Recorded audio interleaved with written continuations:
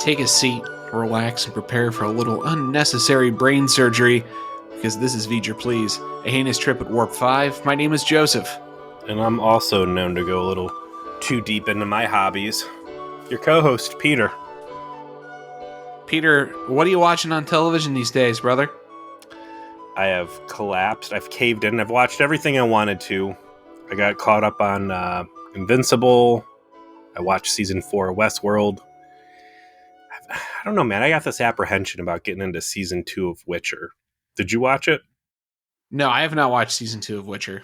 I also am apprehensive. I did not hear much about it, which is typically not a good sign. Yeah, well, my problem with the first season was like the audio was impossible to follow. I had to put on the fucking subtitles. But everybody and their mother, nonstop, cross-country skiing, jerking off for all mankind. So I finally broke down and did not give Apple my money. Yet somehow I ended up with the episodes in my possession. Shocking.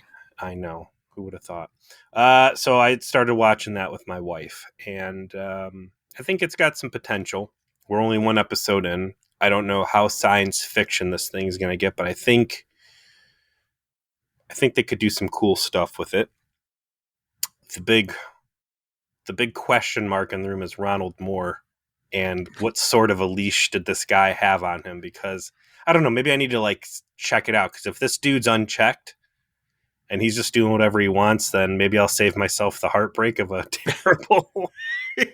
You forgive the Deus Ex Machina at the end, yeah. I mean, Ron Moore's greatest weakness is not being told what to do, and maybe Apple knows that and put some limiters on him. Although strong move on their part to get him as a guide to do a TV show for them, since a space TV show too. They got Joel Kinnaman in that, which you might know from Suicide Squad.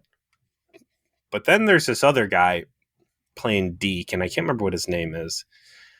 But it's the sheriff from True Blood. Oh, okay. Yeah. And I want to say he was also in Children's Hospital off Adult Swim. Real hard when you got people with a strong comedy pedigree to try and go into a serious role. Like, I'm having a very difficult time accepting this guy as a NASA badass. We've had so many recommendations to us of like you guys would really like For All Mankind. It checks all the boxes. I'm inclined to believe it, given the kinds of talent that are involved. So I may join you here shortly on that. Although I do have to make the decision if I'm going to like watch seasons 2 and 3 of Orville, so that we can talk about it. You need to watch season 2 and 3 of Orville before. Should that be my priority? Absolutely. It should be everybody's priority. If you're listening to this right now, and I know there's some people out there say, I tried watching Orville season 1, the comedy, whatever, like, suck it up, get through it. The comedy fades off. There's solid ass episodes in season 1, and season 2 comes out throwing haymakers. Season 3's even further from comedy. It's good stuff. Trust me. Well, now that the House of the Dragon's over, I have the time. Well, how'd that end up? Since we're... Spoiler alert. This is going to be a rough episode of Enterprise to stretch out 10 hours. Let's be clear. We're going to talk about an episode of Enterprise this week. There just might not be much to talk about. So if you want an hour of content out of us, you're going to have to endure some chit chat about other television shows, probably a bit. We could start talking about Peter's kids. I could tell you about work. I don't know. We can get to an hour. I can tell you about my latest playing of WoW Classic, I guess. Well, real quick, since we're talking video games real fast, it's been a while since we've gone to the old trailer park holodeck. Now that it's cold out, I got the Quest back out, and boy, is Meta / Facebook getting taken behind the fucking woodshed on this metaverse thing. People don't understand what it is. As they deserve. Yes and no. Maybe that's its own thing. But anyways, I got Star Wars Squadrons. If there's an application for a VR headset, it is a fucking flight simulator. And doing Star Wars X-Wings and TIE Fighters in VR is fucking amazing. That game was actually not that impressive to me as a PC title. and I got told by someone that we both know to try it in VR, and I even went and got the cable specifically to do that with.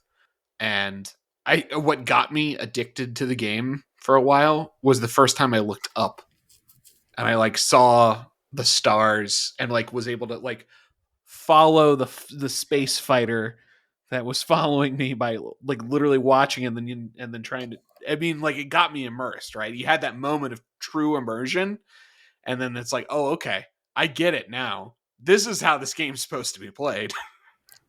The sense of scale as I was flying in an X-wing and just turned my head to the left, and all I could see from one end of my field of view to the other was Star Destroyer, was amazing. Yeah.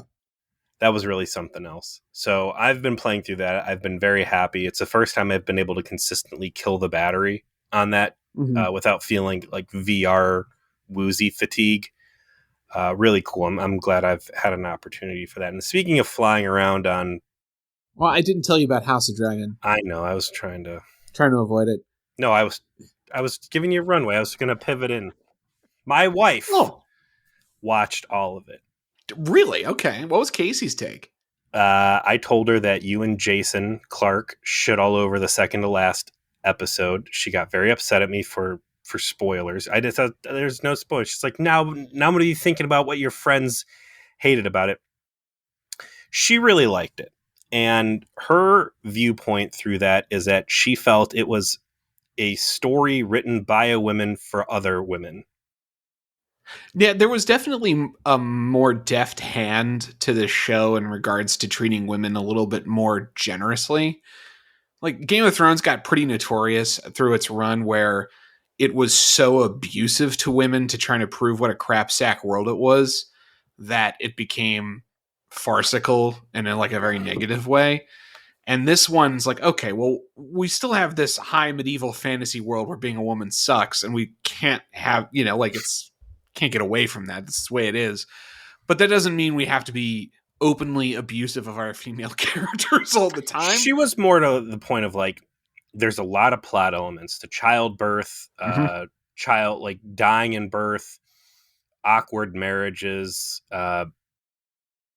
Consistently, her commentary through the episodes that she would talk to me about stuff was that stuff that I never even heard you refer to in your rants about it. So there's a lot of politics, gender politics, and a more substantial understanding of the female perspective in the show than it had before, but not in a way that felt forced or like quote unquote woke or something that would drive an audience away, if that makes sense. It was skillfully done to have broadened the appeal of the show, and it helped the narrative by making a bunch of your characters feel like more than set dressing, that it's not just like a story about a bunch of dudes doing dude things. So how did it end out?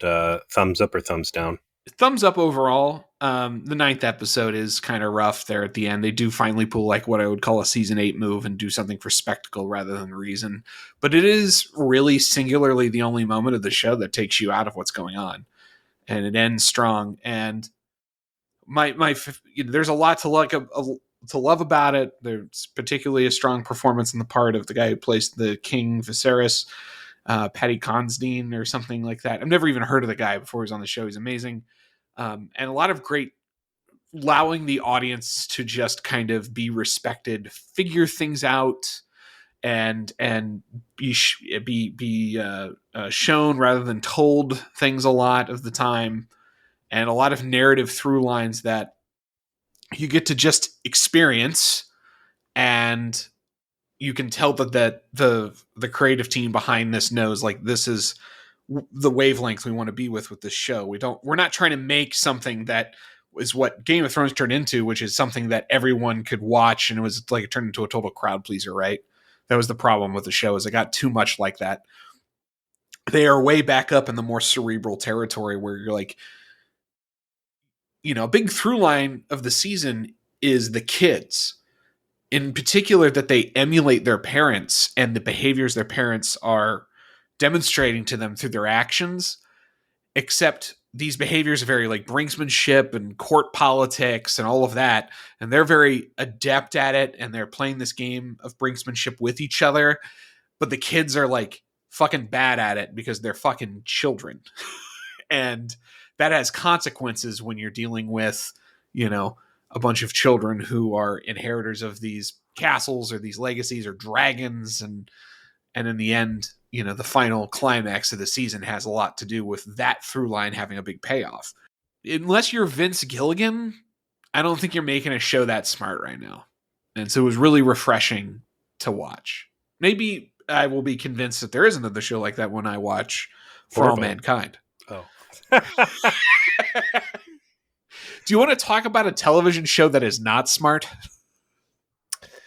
We're contractually obligated to do so we might as well bang this out. If we're going with smarts, I thought you wanted to go to bit hell for a quick round of Star Trek. We gotta get the bit in here because we're only 11 minutes in. Yeah, we need more time. How long does Kirk's interrogator say Kirk will be locked up for breaking into the Air Force Base in 1969?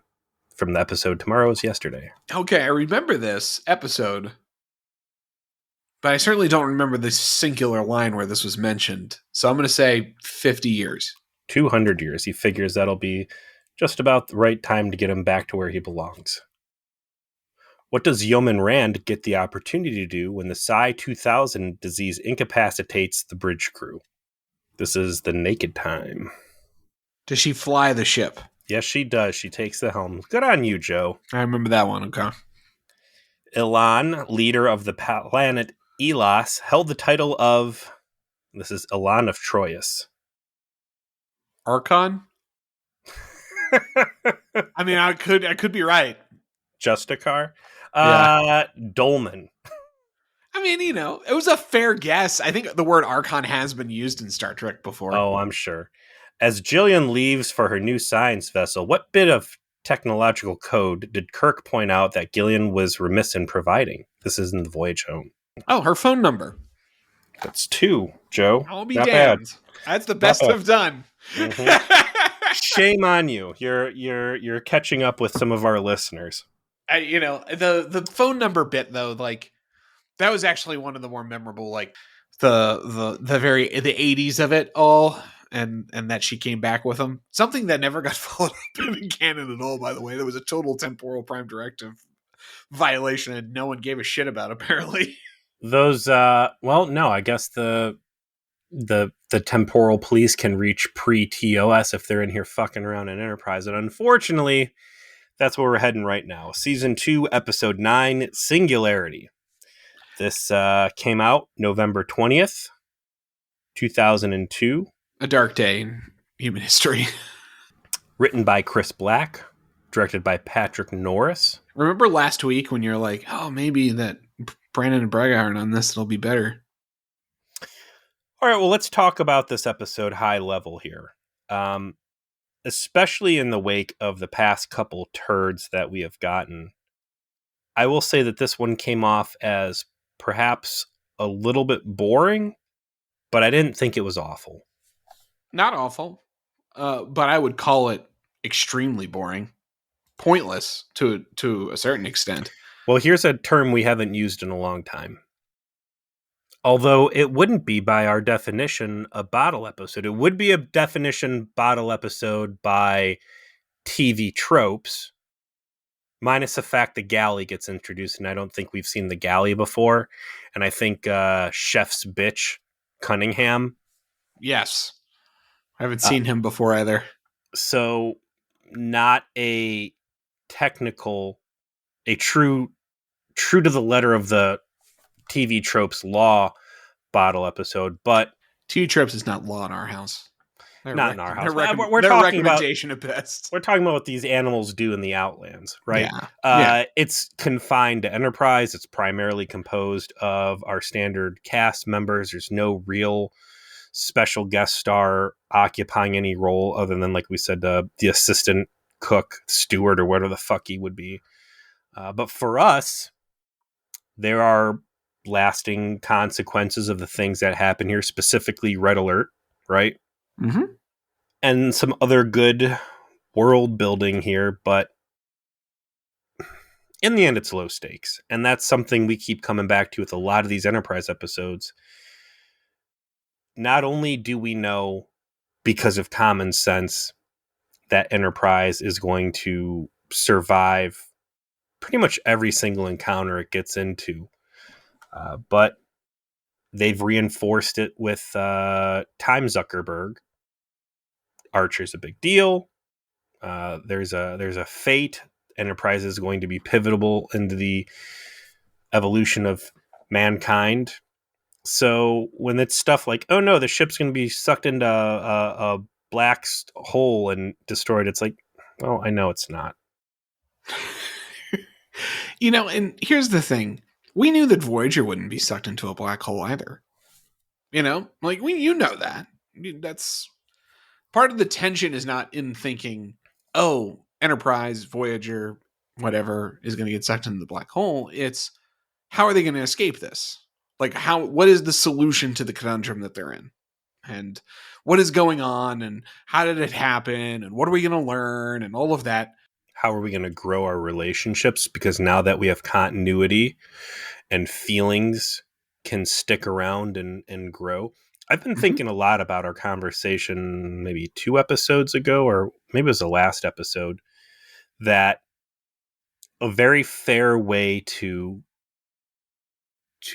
create a currency of consequence in Enterprise would be the judicious application of crew death and the impact that it could have on Archer and the rest of the bridge crew as they see that their decisions they make far away from home have very real repercussions. And as they write the book on space exploration for Starfleet, that there's a right way to do things and there's a way to do things that gets people killed.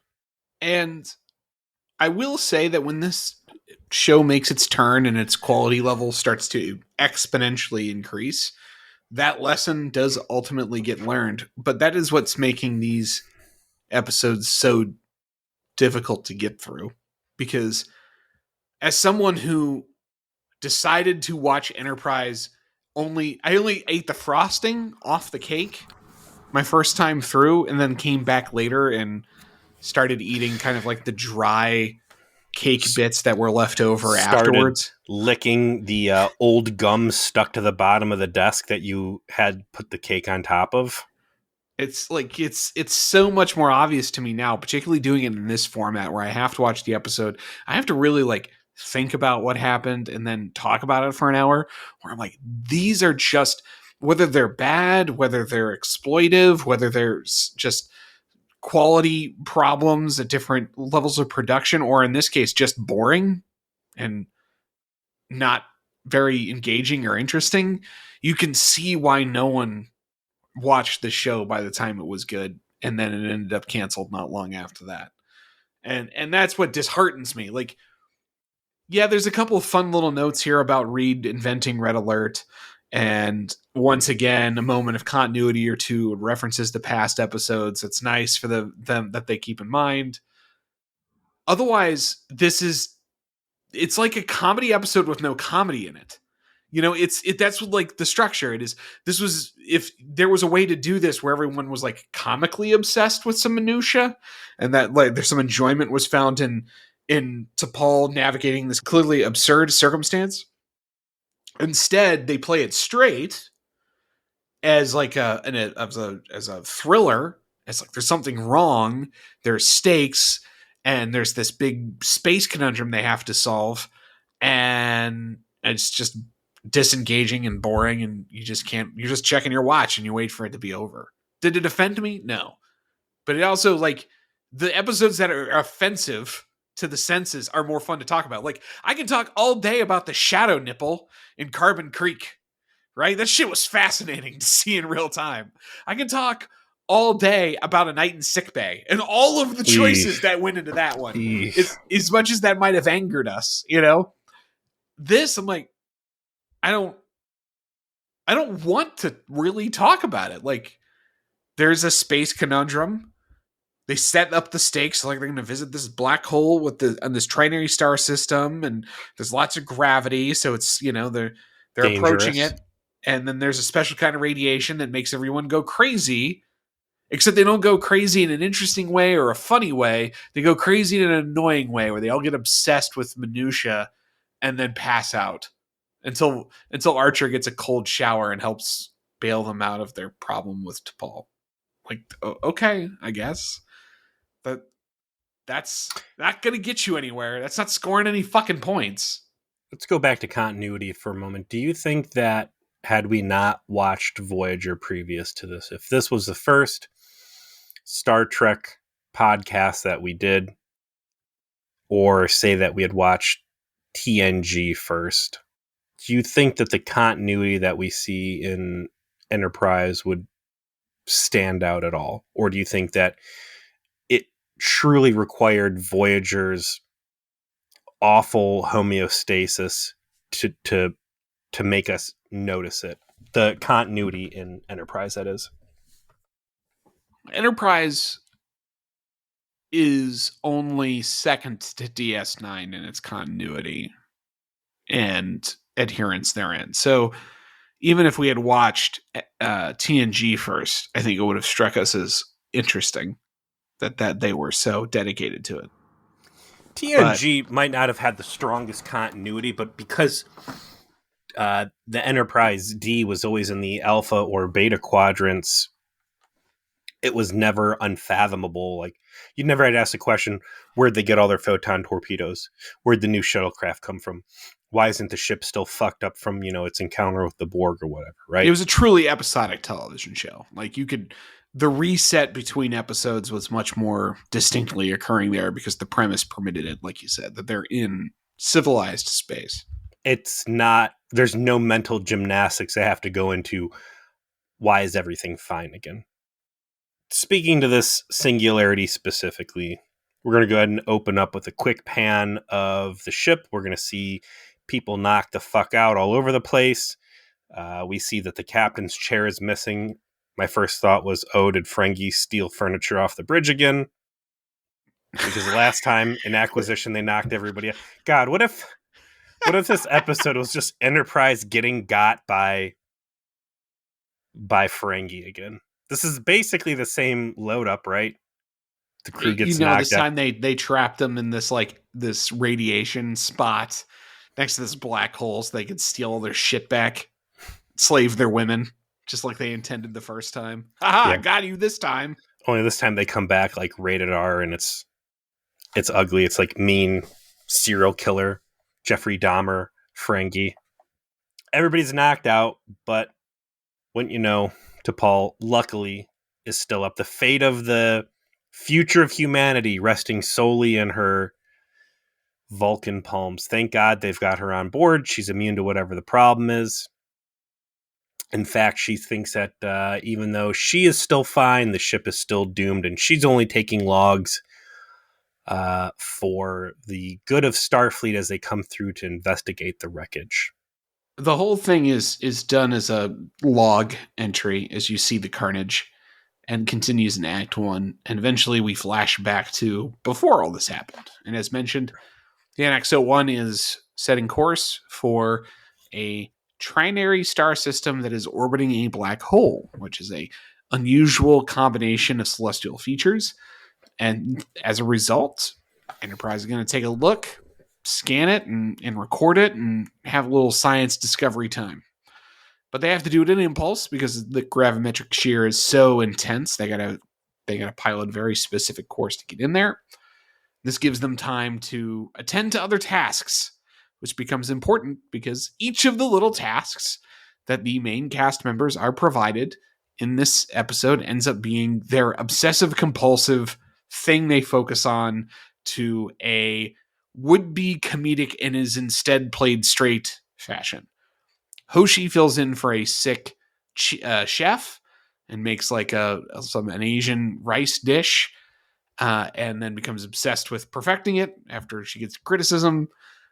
You get Reed out there trying to make an alert, tactical alert, basic protocol that everyone would follow to immediately go to battle stations and then prepare the weapons and be ready for conflict, because end up banging it out so often with their crappy torpedoes. And Trip is asked to fix the captain's chair because it's not very comfortable. It's not comfortable. And Archer is writing the preface to the book about his dad. And he only gets a page, so he has to be brief, and he's not sure what to do. These are the tasks that everyone has. And then Phlox winds up with Mayweather in the sick bay because Mayweather has a headache. That's their pairing. So everyone's got a thing, and then the rest of the episode is them becoming violently obsessed with their thing over time. That's it. That's what you spend the next 30 minutes doing. Like I said, I didn't think it was a bad episode. I didn't hate watching it, and compared to what we've been, it was a welcome departure back into some more fringe type. God, even calling it fringe sci-fi, just sci-fi at all, not action oriented sci-fi. Let's call it that. Some light Outer Limits stuff.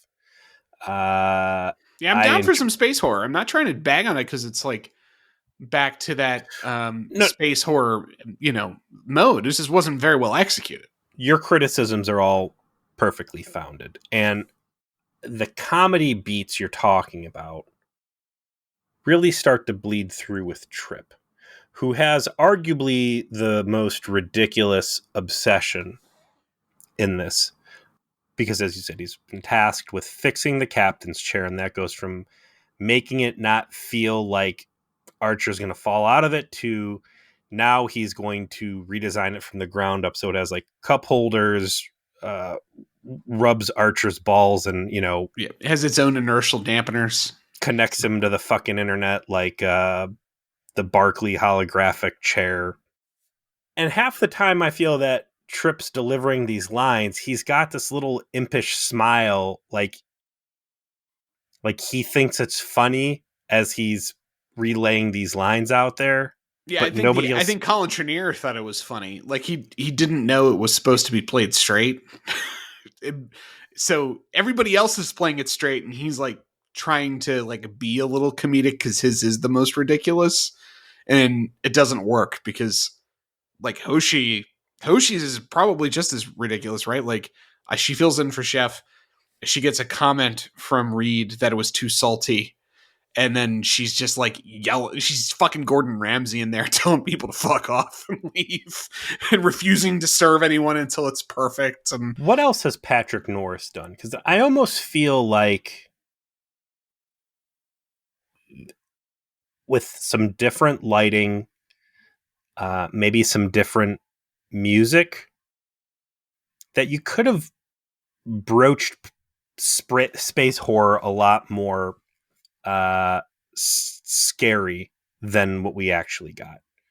If people were working their hands to the bones, if Hoshi was getting covered in like burns as she was in the kitchen, if there was a little bit more psychosis, like they need to go full Twilight Zone where they're like really losing it. They're really going psychotic, and instead of just getting obsessed, like the closest they get is Phlox. Phlox becomes so obsessed with the idea of Mayweather's headache that he's going to actually lobotomize him, which you tell me if that would make a huge difference to his intellectual capacity. I don't know. I just still have that gun show. Like, I really 9/10 of the reason that man's on the ship would still be perfectly there. I just listened to Senator Kelly Strikes Back, and the standout feature of that episode is how good Mayweather comes out looking in that episode. It's true. The sad part of this episode, Singularity, for me was that he gets right back into the shitty dialogue delivery and falls back in the hole. Had Phlox been paired with a rando crewman and actually had like scalp peeled back, skull open, and was fucking around in someone's like frontal lobes, yeah, we could go like real dark with this. But again, or even if you don't want to go that far, right? Like, to follow on that thread, what if it is Hoshi that is the patient. And like the thing is like Mayweather's like super able to resist Phlox, and it requires a BA Baracus level to drink this milk and get on the helicopter moment for him to be like subjugated to this potential brain surgery. Mm-hmm. And so it's just kind of ridiculous. What if it's Hoshi, who has a positive relationship with the doctor, comes in, has the headache, and she's much less able to resist him forcing himself on her in terms of what he wants to do, and it becomes much more like horrible and violative as a consequence, and maybe even potentially damages their friendship, in the aftermath. And they have some time to rebuild that, and all like you they missed on making it comedic by just not playing it for laughs, and then they missed on it being horrific by making everything too petty and weird and stupid and not making it horrible. People weren't crazy. They were just bitchy. Yes. Yeah, they just came off Reed as is a real assholes. bitch. Trip's a bitch. Archer's a bitch. Hoshi's a Phlox bitch. is nuts. Yeah, Phlox is crazy, and he's the only one. And then Mayweather, his onset is just, I need to reprogram the astrometrics computer or some real low stakes stuff, because that's I'm gonna get written up if I don't finish it. I gotta go do my job. I did like that during the Phlox Mayweather pairing, that Phlox wanted to go deep on the scans because he was concerned about lingering effects from the repair station and dead stop. Great, and the neural great implants continuity note. Like you would think that might be going somewhere, Yeah, like had they just went full goofy slide whistle music comedy, like what's the last like real stupid comedy episode that we had? All right. Well, nothing I would say so far in season 2 qualifies as a true comedy episode, unless you are the kind of person who thinks that A Night in Sick Bay is comedy. Which, if you are the kind of person, never admit that to anyone. Don't tell anybody that you think that. It's very important that you hide this part of yourself forever. Carbon so that Creek no one. with No, that was played relatively straight as the like stuff on the ship with her jerking Trip and Archer around. 2 days and 2 nights is probably the answer. Absolutely, yeah. Had they gone and really embraced the comedy or made this comedy, that it would have been a fair entry into silly space madness. The only other real space madness episode I think we've had was Reefer Madness, which was what? Strange New Worlds? Yeah, that was very early in season 1. AKA that time that T'Pol had to shoot Trip. The first time. The way team learns about Reefer Madness. So this is really just the worst of both worlds. I'm struggling for things to talk about here. Yeah, I mean, we were not lying to you, our audience, when we said we're really not sure what we're going to say about this, because we've said it all.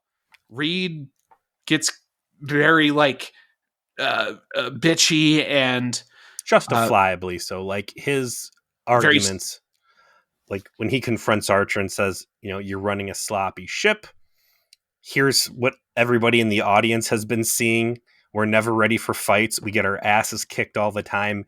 And despite the fact that we are not a warship, that we are a ship of peace, we sure do get in a lot of fights. He even brings up a really good point about alien infiltration.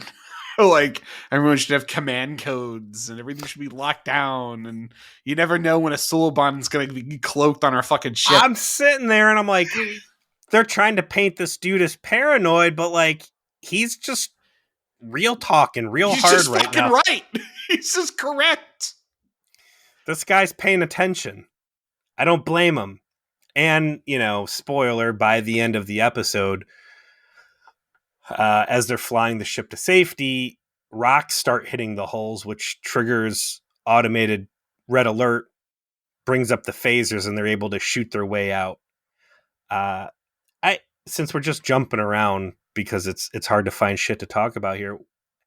By the time the crew passes out, it was unclear if like the radiation knocked him out or if T'Pol was like, okay, I just had to knock the doctor out before he cut fucking Mayweather's face open.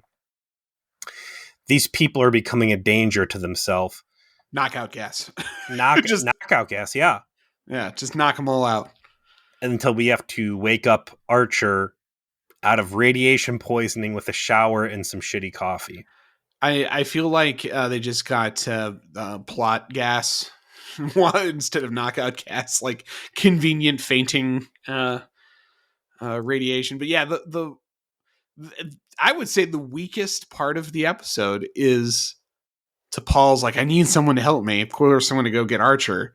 And then the solution she comes up with is throwing him into the shower and saying, drink this coffee. It is going to help you pilot the ship while you're sick from radiation. Like, there needed to be a plot beat where she discovered something about this that she's able to use to get Archer out of it, but doesn't have enough time to get everyone out of it. Yes, like, I can synthesize a blocker, but I can't do it on a mass scale. I get one person.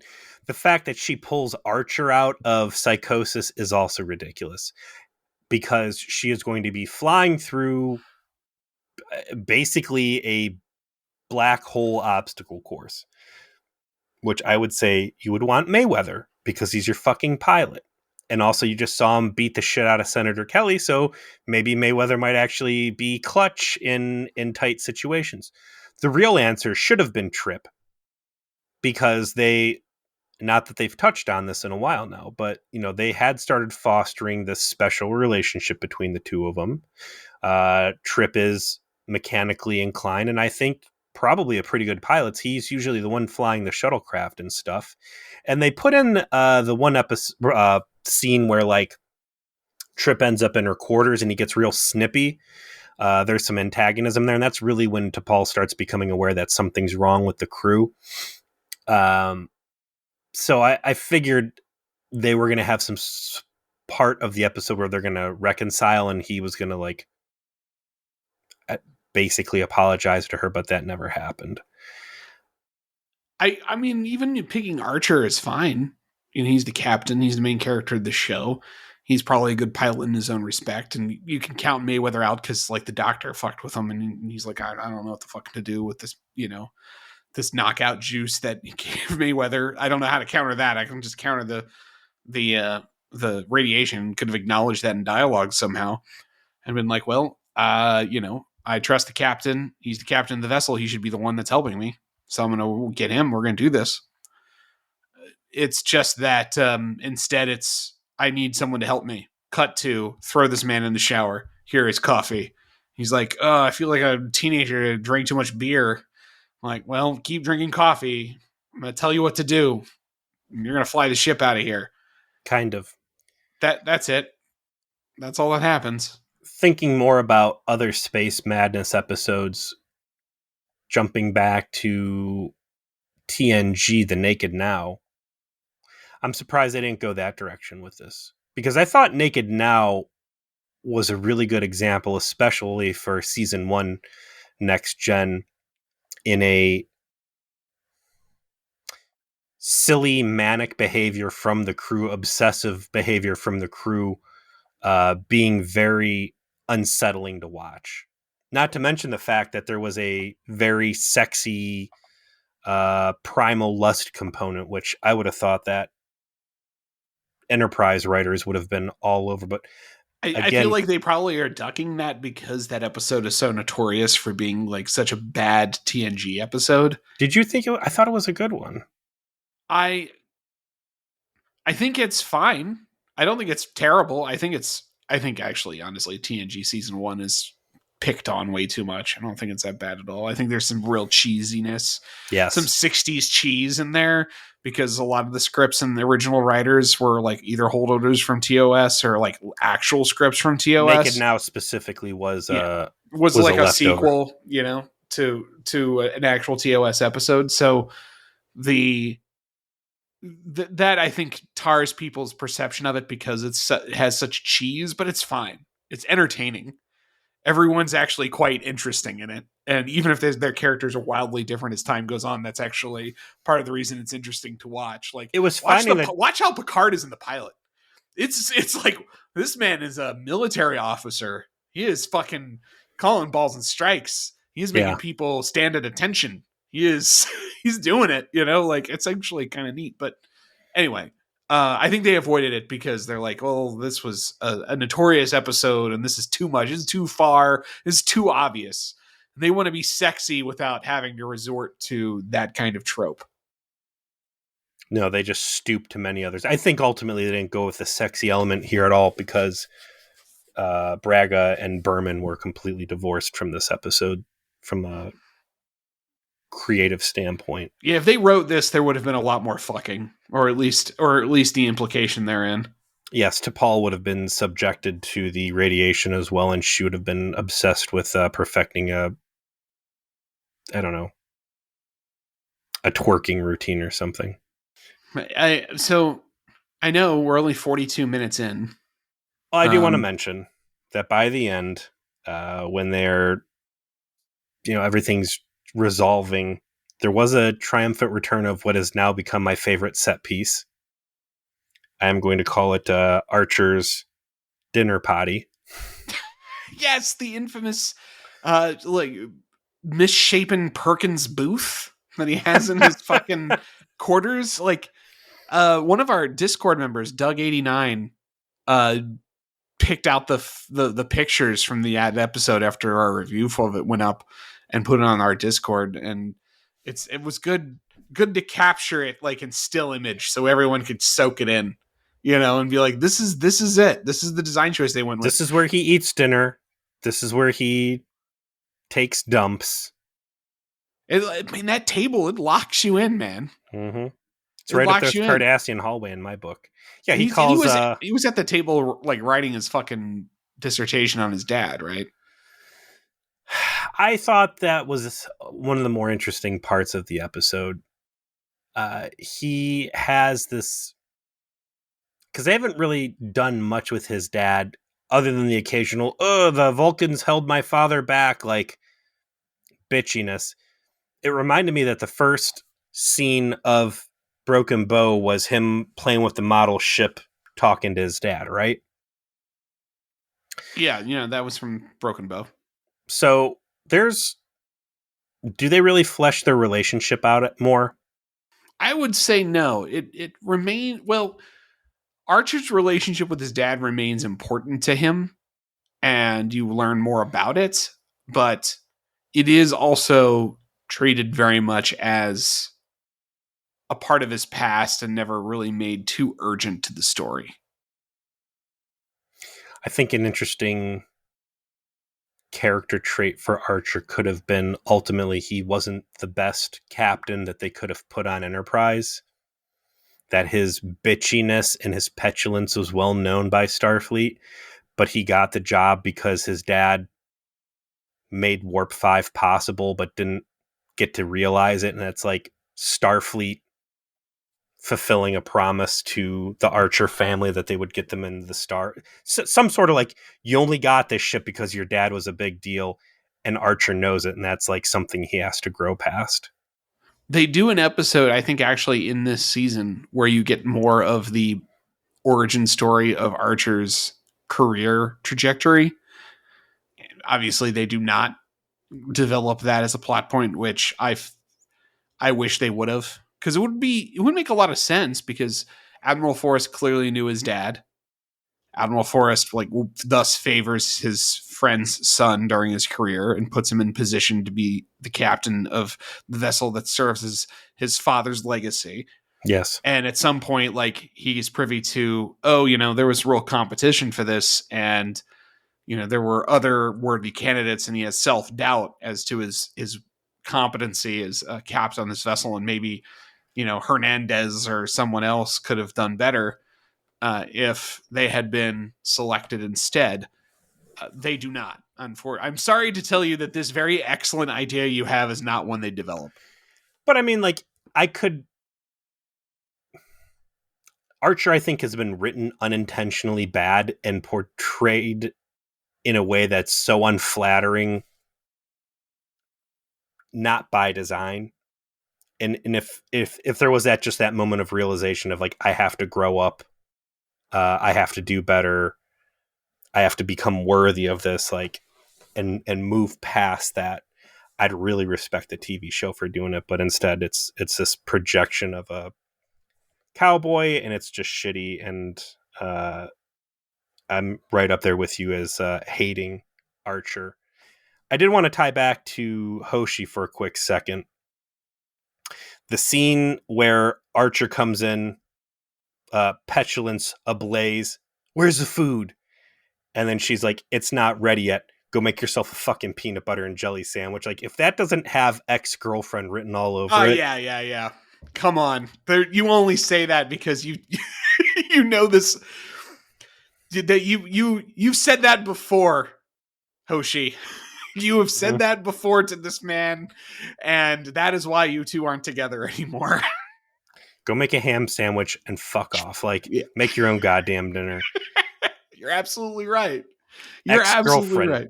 Ex-girlfriend, 100%. So we'll lock it in. We're locking it in as canon.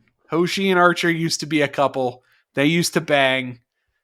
And that is why she's on the ship. And she gets, she dumped him. And that's why she gets away with whatever she fucking wants to get away with. Let me just flesh out my fantasy rewrite for Archer here. Everybody in Starfleet knows that Archer is a petulant man-child. Everybody knows that Archer only got Enterprise because of his dad, was friends with because his dad was a big deal, and Admiral Forrest was playing some nepotism. And it's Hoshi that finally points it out and connects the dots and says, you only got this job because of your dad. Everybody knows you're a bitch, and you need to buck up and be a man and be something that, you know, your crew can be proud of. And that becomes his turning point. And the reason she left him is because of those same traits. You know, like they were together, and she kind of got tired of him being a petulant man-child. And, you know, she wants to be on the ship. She wants to do the job. And she's got all these conflicts, and she kind of buried it. And eventually it all just comes to a head at some point where she finally was like, you know why I left you? This is why.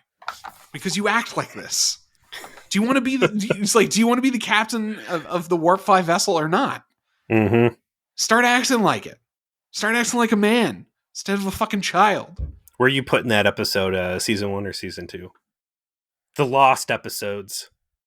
This episode that we are describing? Yeah. I feel like it's got to be in season 1. I don't think but so much stuff there's been so much petulance in season 2. I mean, it has to be after all of this, unless he's sliding backwards and it starts showing his old bad habits again. I do agree that something like this, to make the turn, makes more sense in season 2, given what we've seen. But you would hope that that kind of character growth would happen early. But yeah, let's assume like he's on his A game in season 1 to the degree he can, but it's starting to wear on him, and his old habits are coming back, and he's kind of being bitchy, and he's kind of being just very bad managery, and Hoshi sees it coming, right? And let's make it an arc. It'll be a three episode arc with something early season 2 where it starts really bleeding through the middle of season 2, where she's like, you need to knock it off. This is why I left you. And then deeper into season 2, where he finally puts his big boy pants on and stops acting like a bitch. Yeah, like the reopening of that wound where he's like, well, you told me it was this. And it's like, no, it was because of this, Jonathan. It was because of everything you're doing right now that I knew I couldn't be with you anymore. You know, and if I wanted to preserve our friendship, if I wanted to preserve this opportunity for us to go do this so that I could be your translator and make this historic journey, I had to leave. And I thought if I gave us distance and you could continue to grow and this would work, and it looked like it was, but it's not, Jonathan, it's not working. And you need to change because you're losing everyone on this crew, and we're too far away from Earth to allow that to happen. So here I am telling you to buck the fuck up. Oh yeah, and then he has that, and he's like ruminating on it, and he's kind of being bitchy about it, and then he's got T'Pol reaffirms everything. Maybe they're in Yeah. another workout session, and like the same way she was grilling him in night in sick bay, she's like, "Yeah." or Trip. I think it's actually a bro that has to be like, she's right.